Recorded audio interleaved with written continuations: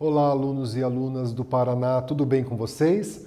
Estou aqui novamente, professor Paulo Brito, pedindo licença para entrar na sua casa para a gente ter mais uma aula de história e vamos voltar a discutir aí a questão dos africanos no Brasil, né? Como a gente tem discutido nas nossas aulas aí, nas nossas duas últimas aulas. Então, o objetivo da aula de hoje qual é?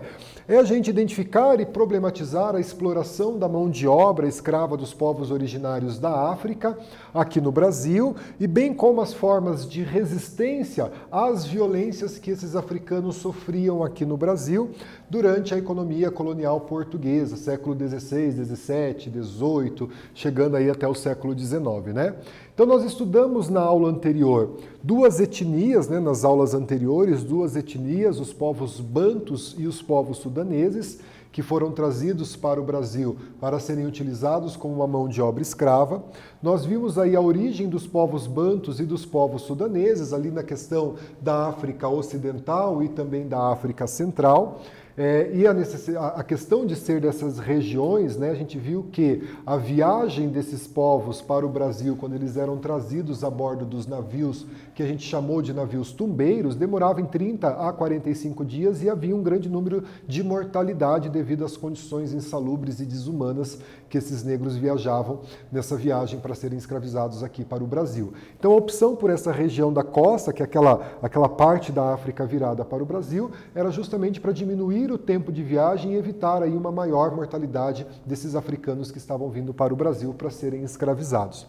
A contribuição africana na cultura brasileira, e a gente viu sobre o jongo, a capoeira, a contação de histórias, né, a questão dos griots, o acarajé e tantas outras questões que contribuíram na formação, tantas outras questões, né, tantos outros hábitos de origem africana que contribuíram na formação da nossa identidade cultural brasileira, essa identidade que ainda está sendo construída, tão bonita, rica e tão diferente, né, tão heterogênea e que nos identifica enquanto um povo brasileiro.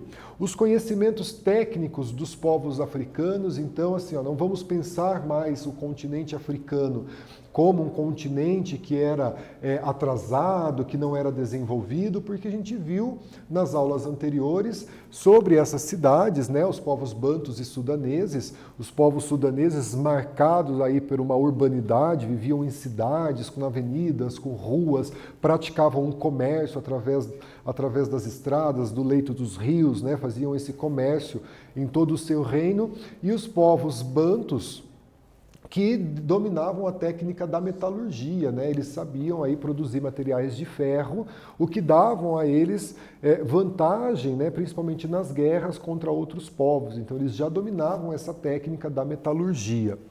Nós vimos nas nossas aulas que após o domínio muçulmano, então os muçulmanos se expandiram para o continente africano, dominaram a região dos povos sudaneses, conquistaram esses povos ali a partir do século XIX e escravizaram esses povos e enviaram para o Brasil, comercializaram com os portugueses que trouxeram esses povos para o Brasil para serem escravizados, e junto com esses povos também vieram esses elementos culturais que a gente já comentou na aula de hoje, tá bom?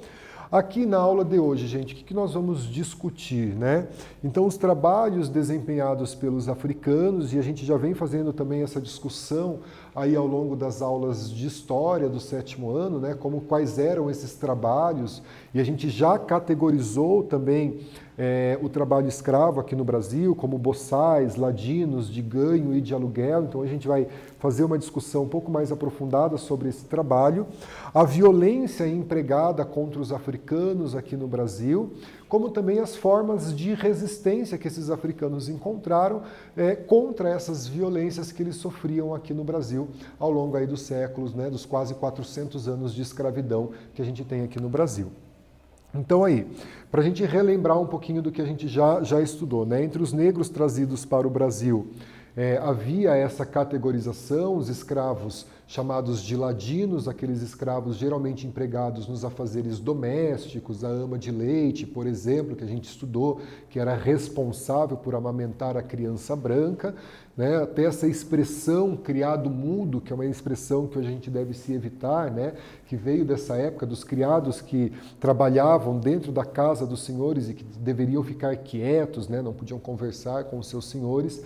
Os escravos boçais, destinados aos trabalhos nas lavouras, né, na agricultura. Os escravos que eram chamados de ganho, né, que trabalhavam vendendo alguns produtos, né, dentro das feiras nas cidades brasileiras, mas que parte ou quase todo o rendimento da sua venda era do senhor. E os escravos de aluguel, que eram aqueles escravos que eram alugados pelos seus senhores para outros senhores para que pudessem trabalhar e gerar uma renda para o dono do escravo. Então a gente viu essa discussão em algumas aulas atrás, só para relembrar um pouquinho aqui, né? Ao desembarcar no Brasil, os sobreviventes dos tumbeiros, né, como esses navios que traziam os negros para serem escravizados para o Brasil eram chamados, eles precisavam recuperar a saúde antes de serem comercializados. Então, neste período, infelizmente, esse africano ele era tido como uma mercadoria, né, que pudesse ser vendida, alugada, comercializada. Então nós vimos que essa viagem era uma viagem que eles faziam geralmente nos porões do navio, de 30 a 45 dias, não havia condições de higiene adequada, eram condições insalubres, né? Eram condições desumanas e que provocavam a morte de uma grande quantidade desses africanos a bordo desses navios tumbeiros. Então, quando eles chegavam aqui no Brasil, aqueles que chegavam vivos, que conseguiam, né, fazer essa travessia e chegar aqui com vida, eles precisavam recuperar a sua saúde, porque chegavam muito debilitados antes de serem comercializados nos mercados de escravos que existiam aqui no Brasil colônia. Então, no Nordeste eram oferecidos aos negros suco de caju, que é uma fruta muito típica do Nordeste, rico em vitamina C. No Rio de Janeiro era comum alimentá-los com farinha de mandioca, feijão e carne seca para que eles recuperassem a sua saúde e assim pudessem ser comercializados por um preço maior. Tá? Então, após eles recuperarem a sua saúde, né, nessa questão da alimentação dos escravos, após recuperar a saúde, né, a alimentação dos escravos se restringia, na maioria das vezes, como eu escrevo aqui para vocês, em uma cuia de feijão e uma porção de farinha de mandioca ou farinha de milho.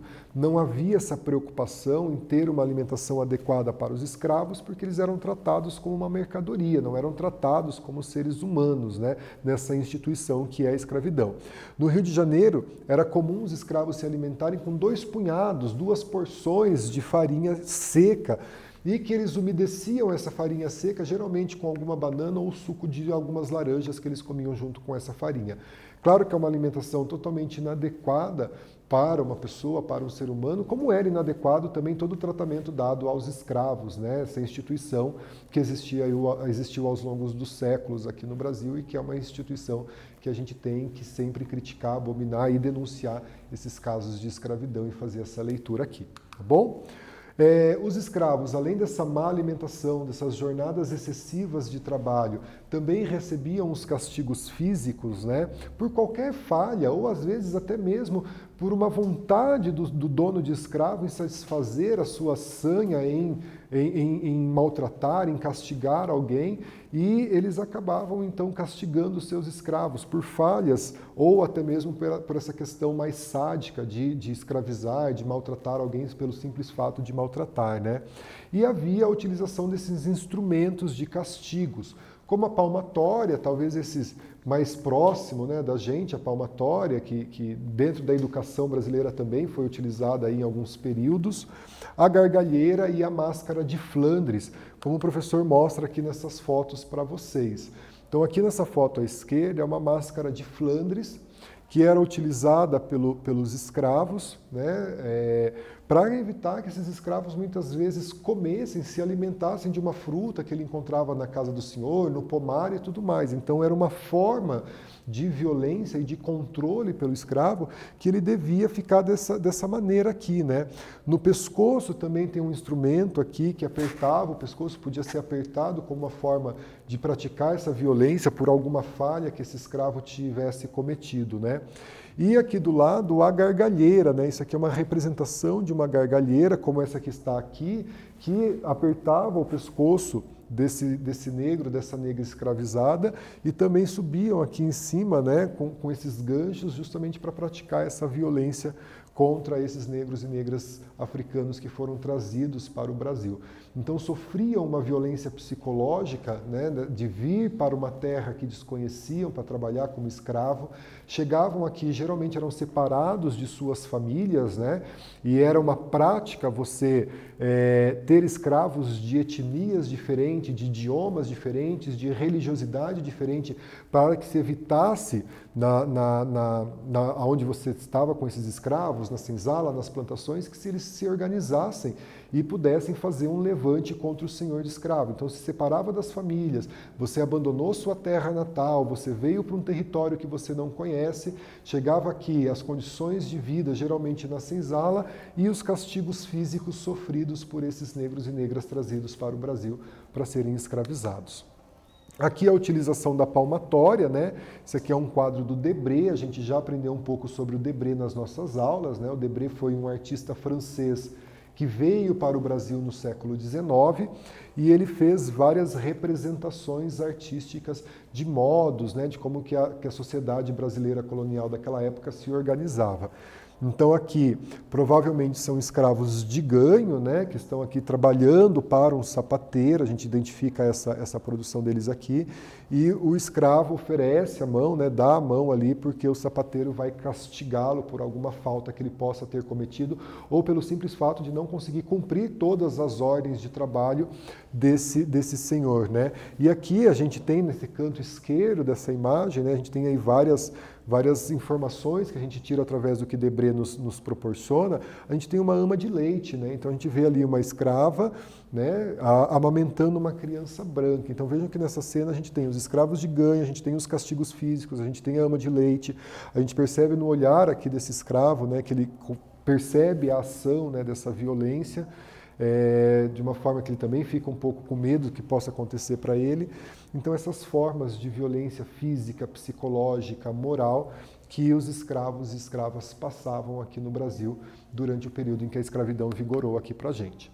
Trago um quiz para vocês, para que a gente pense junto nesse quiz, tragam aí as respostas para a gente fazer a correção depois do tempo que a gente vai dar para você fazer esse exercício, né? Dentro dos instrumentos de tortura usados nos negros escravizados no Brasil, quais que a gente pode citar, né? Letra A, máscara de Flandres, letra B, pau de arara, letra C, Inquisição. Vou deixar um tempo na tela, façam as atividades, no retorno a gente faz aquela correção juntos, beleza? Vamos lá, pessoal!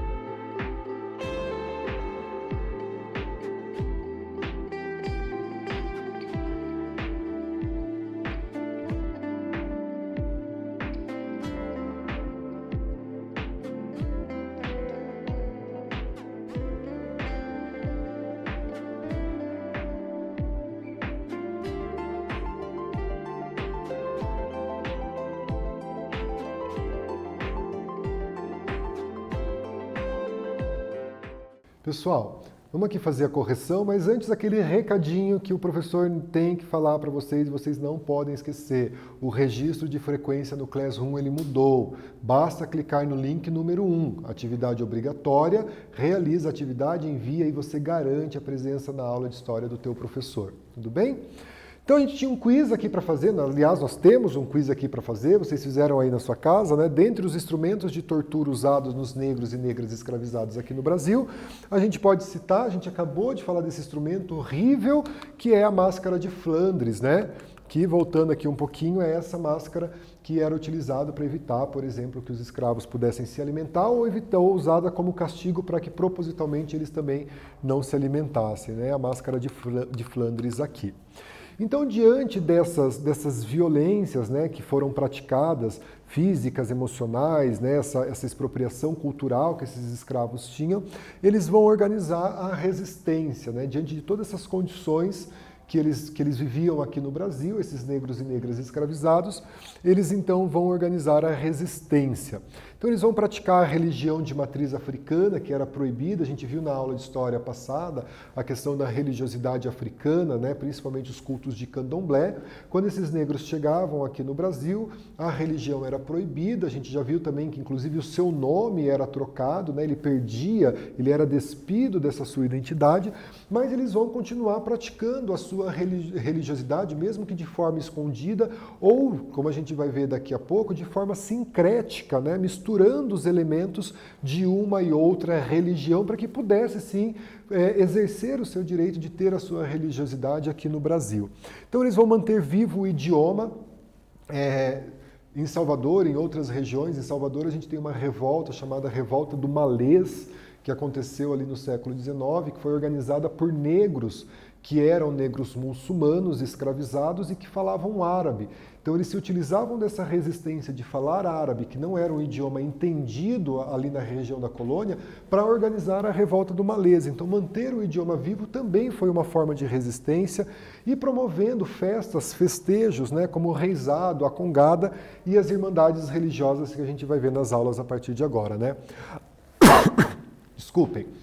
A congada ou congado, ela é uma manifestação cultural e religiosa afro-brasileira, muito presente aqui no Paraná, inclusive aqui na região de Lapa, a gente tem a Congada da Lapa, que é um dos festejos da cidade, né?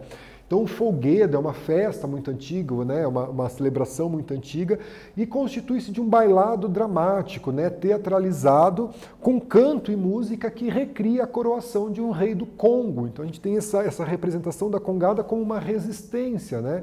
Que os africanos trouxeram para o Brasil e mantiveram aqui. Então como que é essa representação dessa coroação de um rei do Congo, e a gente chama essa representação de congada, né, com toda a sua dramaticidade, com toda a sua musicalidade, e traz esses elementos para fazer essa representação tão bonita que é a congada. Trago aqui uma foto para vocês da congada, né, dessas cores, dessa musicalidade, da presença dos tambores na congada, que faz parte dessa manifestação cultural.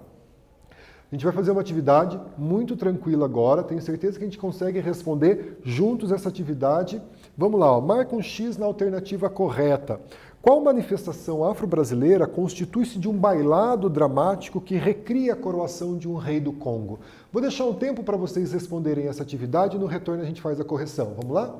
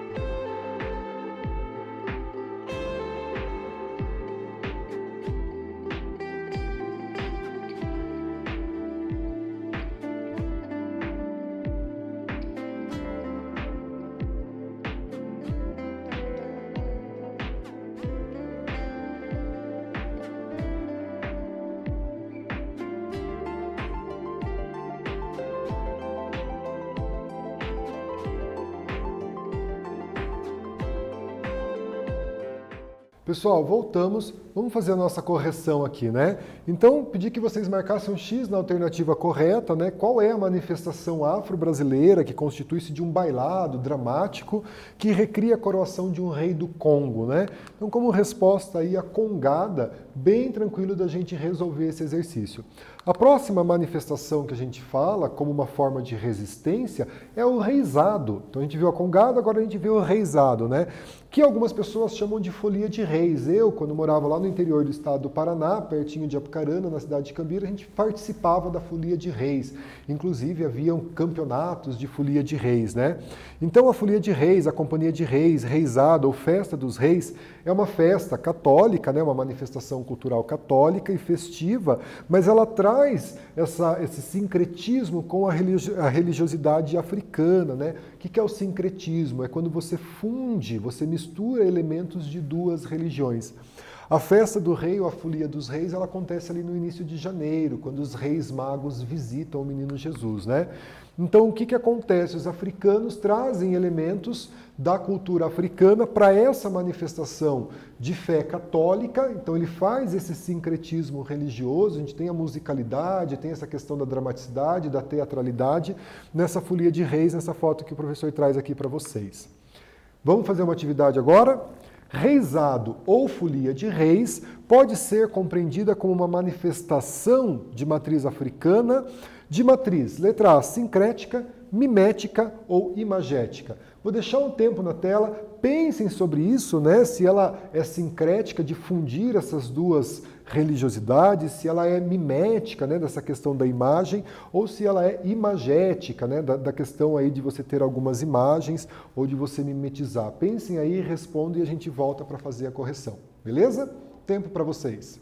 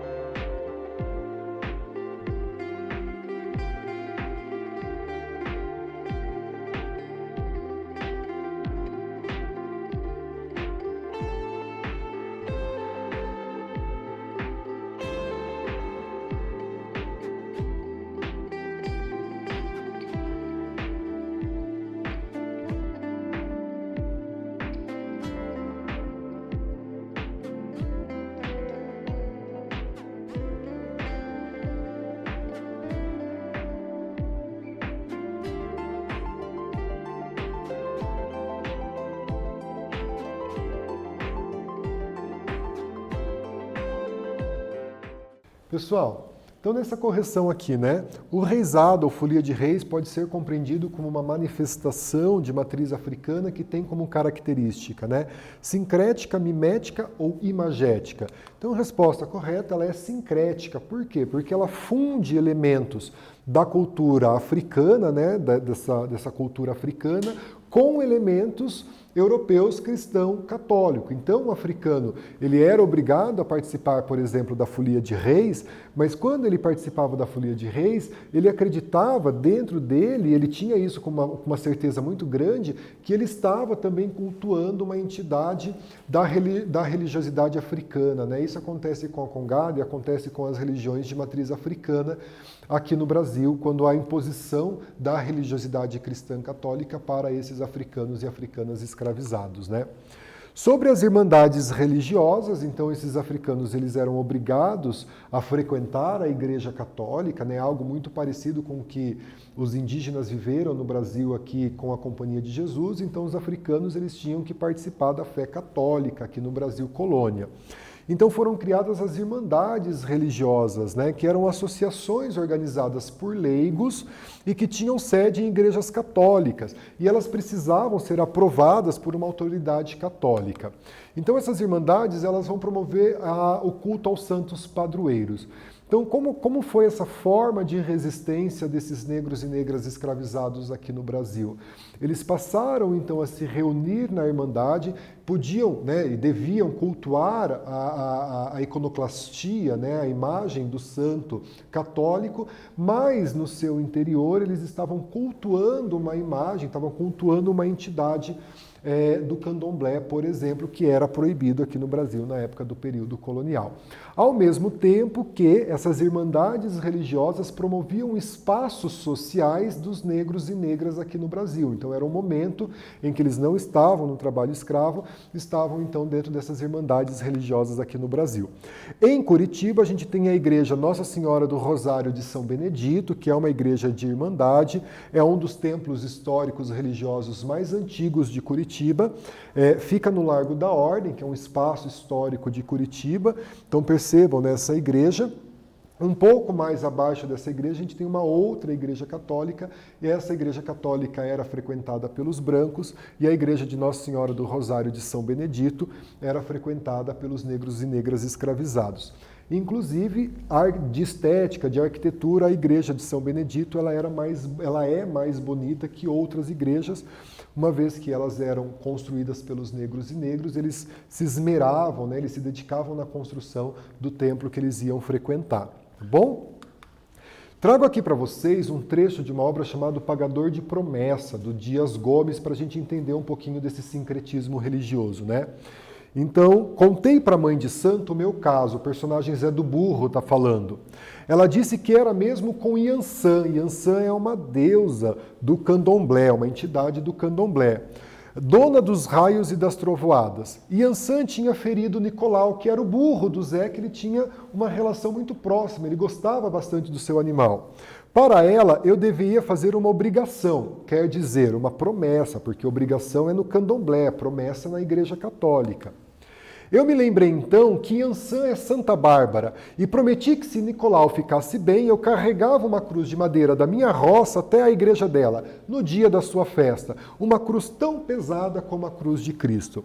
Eu me lembrei então que Iansã é Santa Bárbara. Iansã, no candomblé, é a entidade dos raios e trovões, Santa Bárbara é a santa católica que protege dos raios e trovões. Como os africanos e africanos não podiam fazer o culto a Iansã, eles faziam então o culto a Santa Bárbara, mas dentro deles eles estavam cultuando a sua divindade africana, e a gente tem aí essa questão do sincretismo religioso acontecendo. Vamos refletir aqui nessa atividade. Várias foram as formas de resistência que os negros e negras utilizaram no Brasil para lutar contra a escravidão e para manter viva parte da sua cultura, sincretizando, miscigenando elementos de origem africana com os impostos aqui no Brasil. Então eu peço que vocês escrevam um parágrafo sobre esses movimentos de resistência que a gente discutiu na aula de hoje. Vamos lá? Tempo, conto com vocês. Na volta a gente faz essa correção juntos.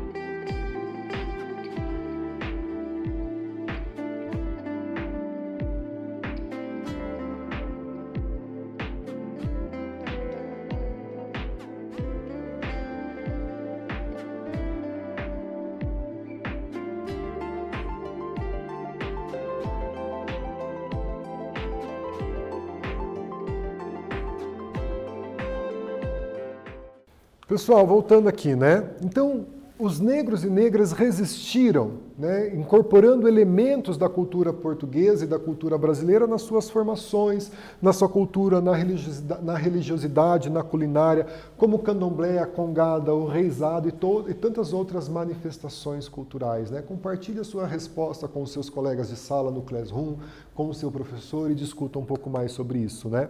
Nós vamos ter outras formas de resistência, como, por exemplo, os quilombos, que é um conteúdo que a gente vai estudar exclusivamente na próxima aula, a formação desses quilombos, que foi uma das formas mais significativas de resistência aqui no Brasil, inclusive aqui no Paraná, né?